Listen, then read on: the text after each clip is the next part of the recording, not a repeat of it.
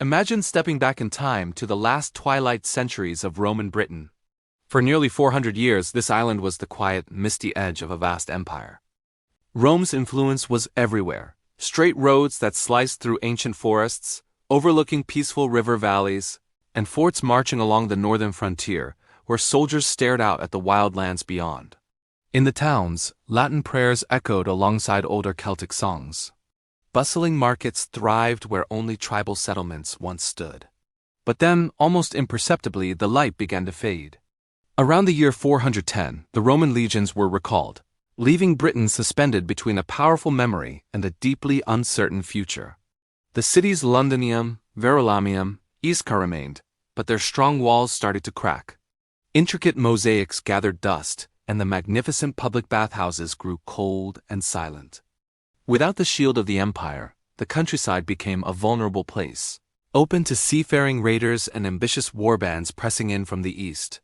Yet this was not a land that had lost its spirit.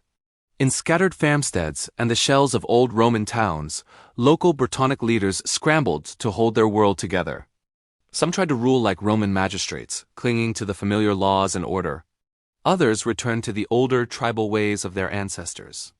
Rival chiefs forged fragile alliances, fought over dwindling resources, and defended their small territories with fierce determination. Life was precarious, but the people held on, fueled by a stubborn belief that their world, their Britain, could still endure.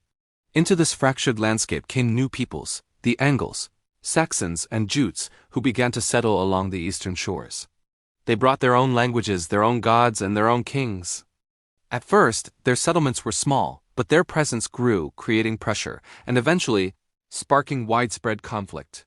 The British kingdoms splintered even further, each fighting desperately to protect its patch of soil. This is the Britain that could have given us a figure like Arthur. He wouldn't have been a king in a shining castle, sitting on a golden throne.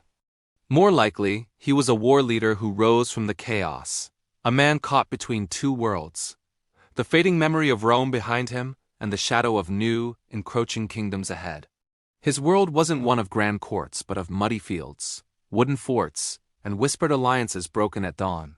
His battles would have been fought in the morning mist, rolling over the hills like a shroud. A leader who could unite even a fraction of this broken land would have seemed larger than life. He would be the kind of man who becomes a legend, precisely because history remembers so little of the actual details.